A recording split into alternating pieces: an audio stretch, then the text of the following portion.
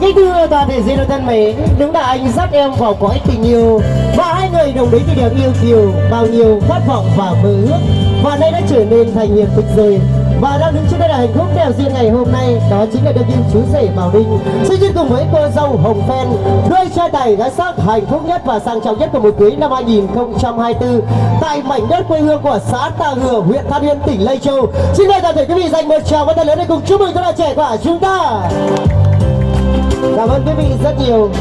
Và kính thưa toàn thể diễn hôn thân mến, và các cụ xưa ta thường có câu nói rằng mà con người thì có tổ có tông, như cây có cội thì như sông có quần, cây có cội thì mới vớt trồi xanh lá, sông có nguồn thì mới liền cả sông sâu. Và đôi bạn trẻ này từ đâu mà có, đó chính là nhờ những công ơn dưỡng dục sinh thành của những bậc làm cha làm mẹ. Và vui trong ngày cưới hạnh phúc trọn lành của hai con trẻ ngày hôm nay, xin được trân trọng và kính mời trở về sân khấu hạnh phúc đẹp duyên gia đình gia chủ hôn, gia đình ông Lò Văn Mẩu và Lò Thị La là song thân sinh thành gia đình kim chú rể Bảo Đinh. Cùng với xin được trân trọng kính mời tới anh Trượng chị Ngân sẽ đại diện cho gia đình nhà trai cùng trở về sân khấu ngay lúc này. Và rất vui mừng, rất vinh dự gia đình nhà trai của chúng tôi được kết tình thông gia với gia đình nhà gái tại mảnh đất quê hương Tân Uyên, Lai Châu. Gia đình ông Lý Văn Hiêng và Lò Thị Lanh là song thân sinh thành gia cô dâu Hồng Phen. Cũng xin được trân trọng kính mời tới vợ chồng Cậu Sơn sẽ đại diện cho gia đình nhà gái trở về sân khấu để cùng diễn kiến ra mắt tới toàn thể quý vị. Cũng xin được trân trọng kính mời tới hai bên gia đình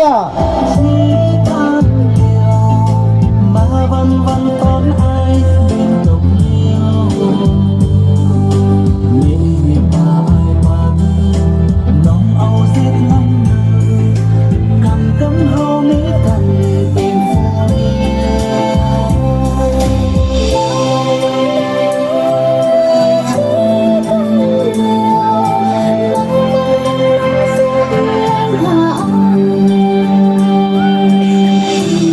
trân trọng kính mời tới anh Trượng chị Ngân sẽ đại diện cho gia đình trai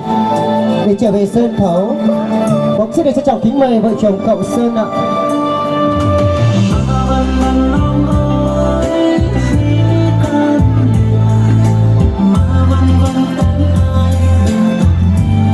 Và kính thưa toàn thể diễn hôn thân mến, tình yêu là của lắm của say, tình yêu kết những tháng ngày chiều mong, và trai con thì giường vợ mà gái lớn thì gả chồng, đó là quy luật tất nhiên của cuộc sống của mỗi con người. Và đang hiện diện về sân khấu hạnh phúc đẹp duyên ngày hôm nay, đó chính là sự hiện diện của hai bên thông gia gia đình ông Mẩu và là chị anh Trượng chị Ngân là những người gánh vác cái trách nhiệm lớn lao nhất trong buổi lễ thành hôn của chú rể Bảo Đinh. Và sự hiện diện của vợ chồng Cậu Sơn là diện cho gia đình ông Hiêng bà Lanh. Cũng xin được trân trọng kính mời toàn thể diễn hôn sẽ dành một tràng vỗ tay trị giá 11 tỷ đồng cho hai bên gia đình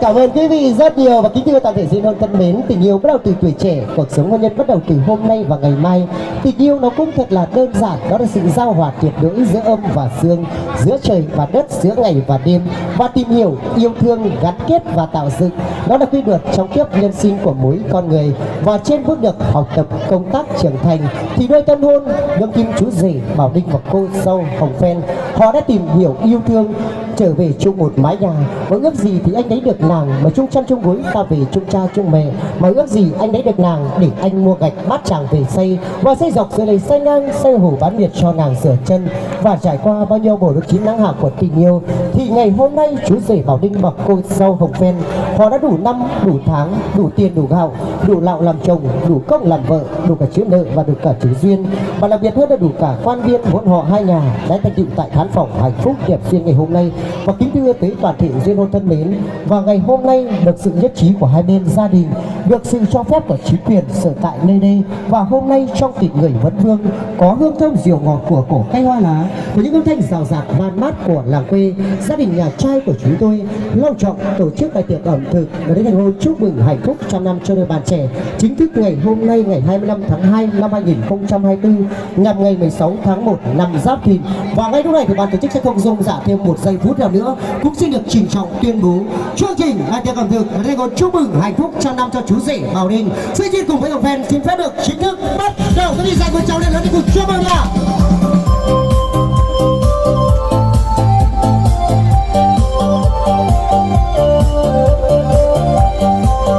Và những tràng vỗ tay của toàn thể quý vị đó, hãy nào thật tay cùng chúc mừng ạ. Xin cảm ơn quý vị rất nhiều.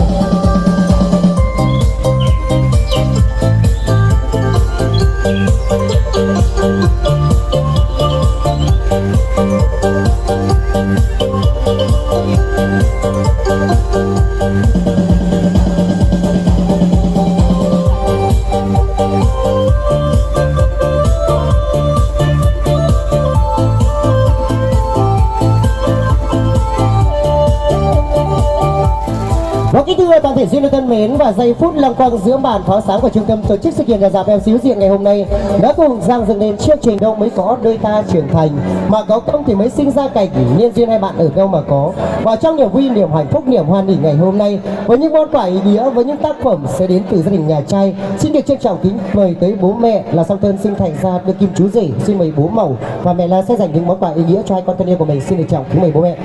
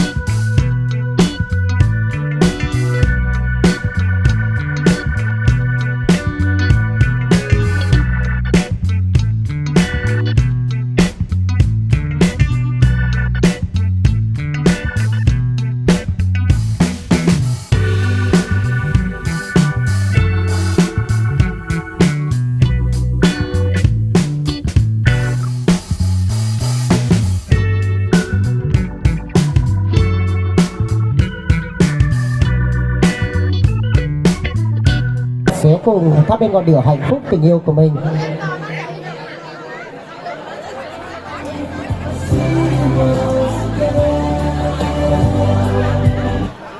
Và sau khi ngọn lửa được đốt cháy lên, xin mời hai bạn sẽ cùng tay trong tay, vai kề vai để cùng cắt những chiếc bánh hạnh phúc để chia ngọt sẻ bùi trong.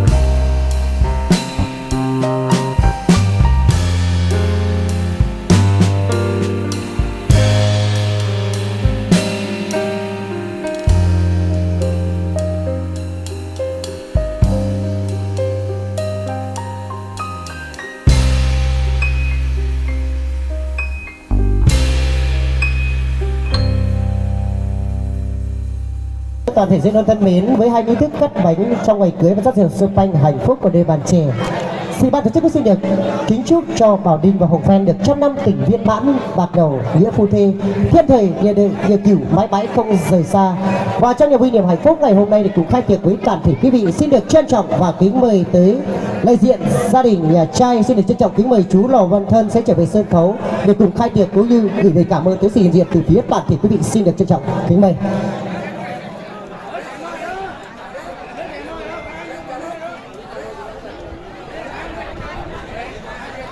Vâng, kính thưa toàn thể diễn viên thân mến, để cùng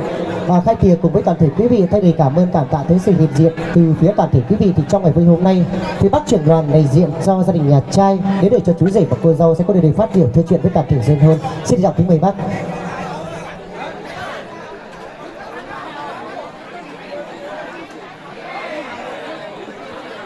Xin